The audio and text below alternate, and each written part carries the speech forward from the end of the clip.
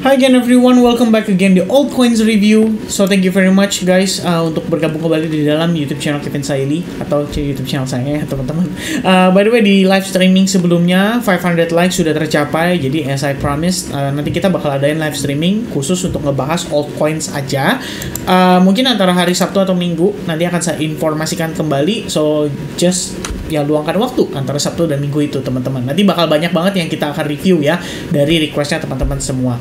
Dan memang sebenarnya requestnya banyak sekali sih. Kadang-kadang saya sampai bingung mau pilih yang mana ya. Dan terakhir sih ada request itu adalah Celestia, kemudian PETH. Keduanya udah saya update ya melalui price action update yang ada di Telegram. Kalian tinggal mampir aja ke grup Telegram kita. It's free, tinggal cek di kolom yang ada di kolom deskripsi ya, di situ ada linknya teman-teman. Lalu di video ini kita bakal ngebahas Dogecoin karena ini adalah the first comment di dalam video VeChain. Jadi kita bakal coba untuk lihat ya progres daripada Dogecoin. Mungkin sedikit pro dan kontra ya, sedikit saya sampaikan di awal karena udah cukup lama ya. Kita mungkin beberapa kali memberikan update seputar Dogecoin dan ini udah kesekian kalinya gitu. Jadi kalau misalnya Dogecoin ini, waktu terakhir saya upload ya, waktu terakhir saya update sekitar 12 harian lalu, itu banyak orang yang bilang, kenapa harus Dogecoin? Ya mungkin ada yang lebih baik gitu, kayak meme coin, atau Shiba Inu, atau mungkin PP gitu ya, dengan project-project atau pembaharuan lah, yang dimana mereka belajar dari kasus meme coin sebelumnya, which is Dogecoin pada saat itu.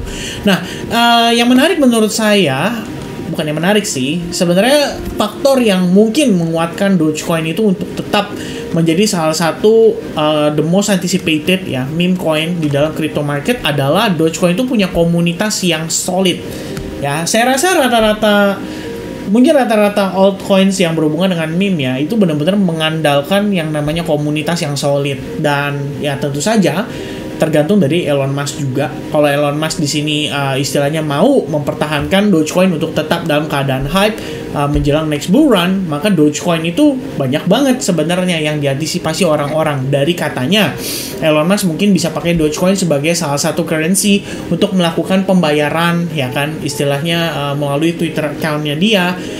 Dan setahu saya kan Twitter katanya terakhir sudah memberikan opsi ya untuk beberapa content creator itu untuk memonetize mereka punya Twitter.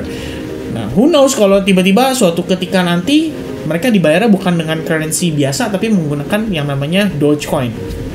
Kalau itu diumumkan, mungkin itu yang menjadi Dogecoin bisa booming lagi ya kan. Dan minimal mungkin antara mengejar harga pada all time high 2021 atau bisa lebih tinggi ya di next bull run. Nah, we never know about it, tapi yang pasti itu mungkin salah satu pro-nya ya yang saya lihat saat ini, karena ada gacoannya lah atau ada jagoannya lah kalau kita bisa bilang, yaitu si Elon Musk sendiri. Meanwhile, kelemahannya yang menurut saya paling signifikan ya dari Dogecoin itu adalah supply-nya dia yang tidak terbatas atau tanpa batas. Jadi memang ini menjadi concern kita sebab supply ini akan terus meningkat seiring berjalannya waktu ya. Buat yang mungkin staking dan lain sebagainya ya, banyak faktor lah harusnya bisa meningkatkan supply daripada si Dogecoin itu sendiri, tergantung dari projectnya mereka seperti apa. Cuman teman-teman, kalau melihat dari segi market cap, nah ini yang menjadi, balik lagi ya, menjadi concern. Satu, market cap saat ini itu adalah di 12 miliar atau 12,5 miliar dolar Amerika Serikat. Pada saat all time high-nya market cap di Dogecoin itu sekitar, saya cek, 98,47 miliar ya, hampir 100 miliar dolar. Artinya apa teman-teman?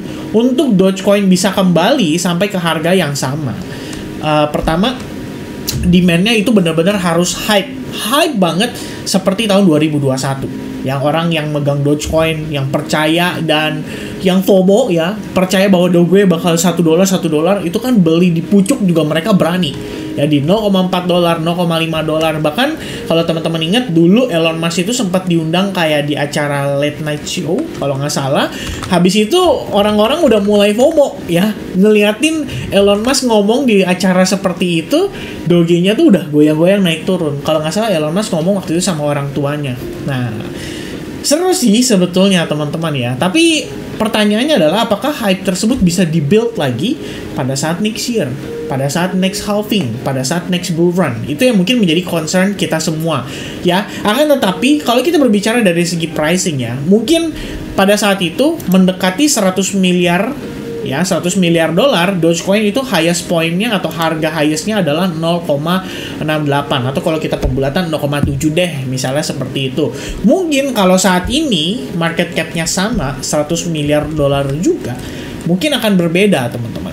Nah, mengapa demikian? Karena dari segi supply-nya itu ada peningkatan dan ada inflasi. Ya, jadi saya cari tahu Dogecoin has a diminished inflation rate because it has a fixed yearly issuance of 5 billion coin atau 5 miliar coin.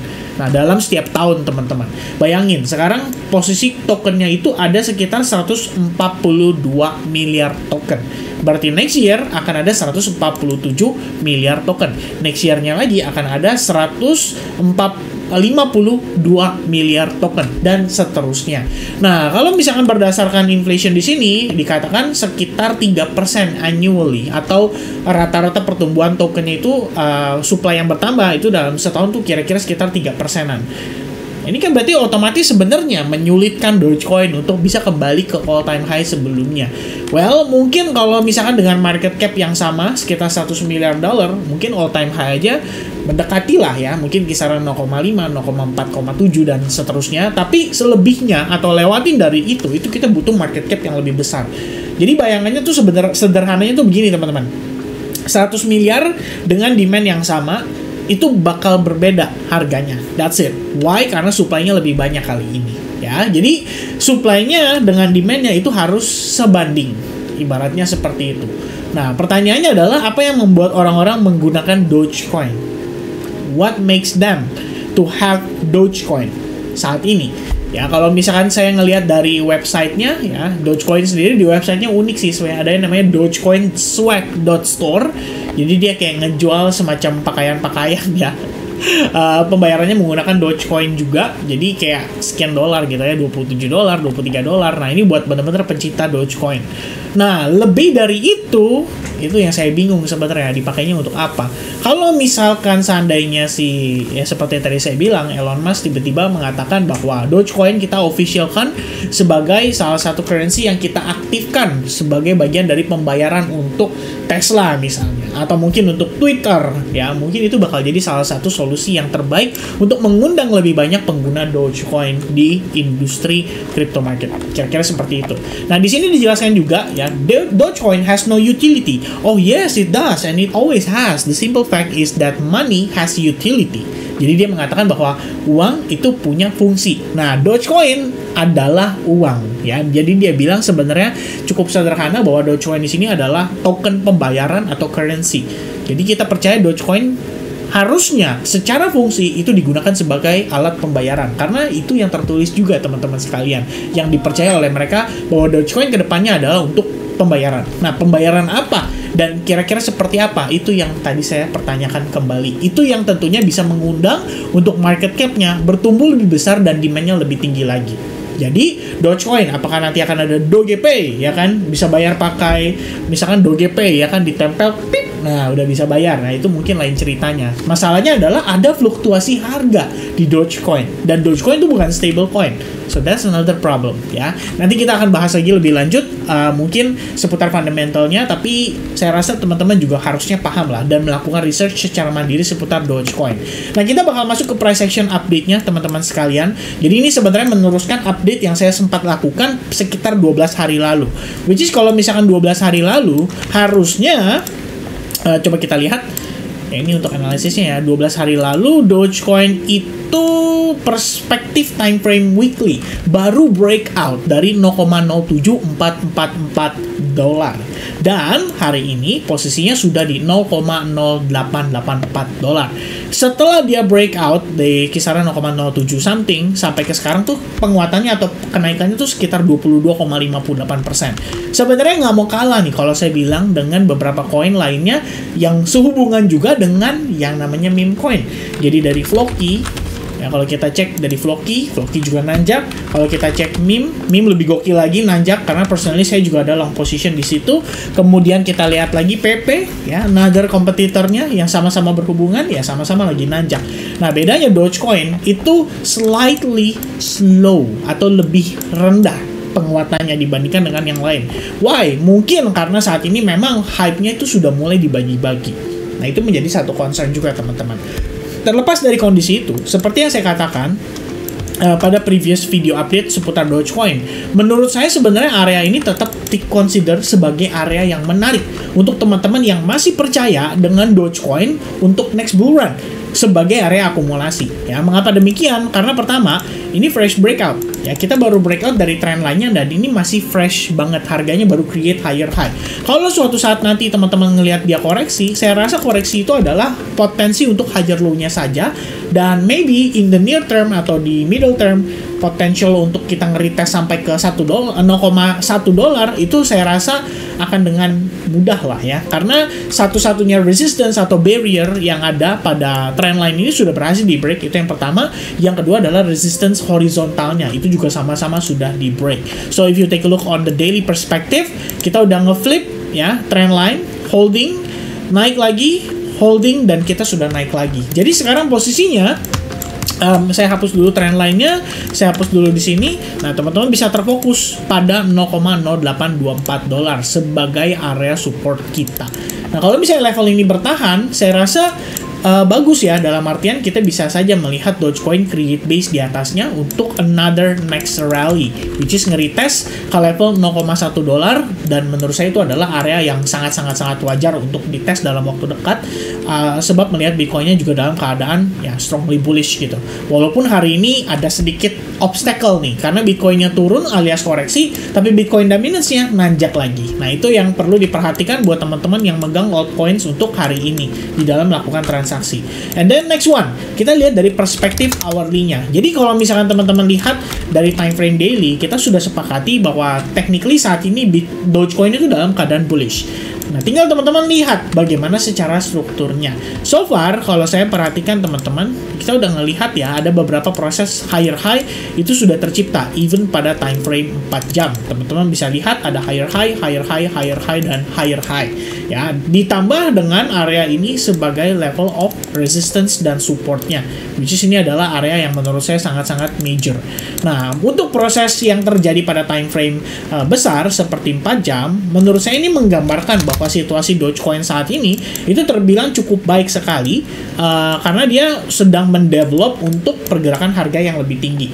Kalau misalkan teman-teman nanti melihat Dogecoin mengalami breakdown dari previous low-nya di sini, ini bisa dikonsider sebagai bagian dari koreksi atau pullback-nya pada higher time frame seperti 4 jam. Karena Anda perlu mengetahui bahwa ini adalah the overall low-nya, dan saat ini kita masih di overall high-nya. Kalau teman-teman mau mengatakan ini sebagai bagian dari koreksinya, maka kita bisa gunakan Fibonacci retracement starting from the bottom to the top, dan lebih kurang teman-teman bisa dapat sekitar level 0,5 atau 0,618 sebagai area yang bisa dites sama si Dogecoin. Itu kalau pullback-nya dalam. Kalau pullback-nya enggak, ya bisa aja cuma sekedar fake out saja, tapi harga udah mantul dan rebound kembali. Ya, jadi untuk saat ini teman-teman mungkin bisa berpatokan dari price action-nya.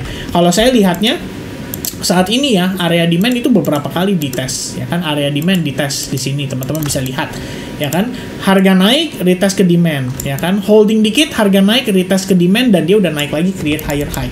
Nah, saat ini kalau lihat dari perspektif time frame 1 jam, maka sebenarnya kita sudah lagi mendekati area demand juga. If somehow Dogecoin bisa maintain di atas level ini dan dia tetap dalam keadaan bullish, maka saya rasa Dogecoin masih bisa meneruskan penguatannya lagi, walaupun kelihatannya sudah semakin terbatas. Sebab apa teman-teman? Kalau dengan kondisi seperti ini kan kita ngelihat dia create higher high, tapi tampaknya kan lemah ya. Jadi dia create higher high, selisihnya dikit, abis itu dia dibanting turun. Biasanya diiringi dengan divergence. Nah, teman-teman bisa lihat ya, pada stochastic RSI-nya ada divergence. Nah, jika seandainya kalau kita lihat saat ini kita berada dalam area oversold dan kita ngelihat harga retrace, tapi dia gagal untuk maintain momentumnya dan malah reject lagi, teman-teman bisa lihat ini sebagai potensi head and shoulders pattern untuk possibility harga yang malah justru lebih rendah. Oke, so sementara itu dia untuk update saya seputar Dogecoin. If you see any pullback, if you see price going lower dari harga saat ini, maka itu bisa diasumsikan atau dipertimbangkan sebagai bagian dari koreksinya atau retracement-nya. Dan mungkin untuk persiapan teman-teman buyback lagi dari harga yang lebih murah.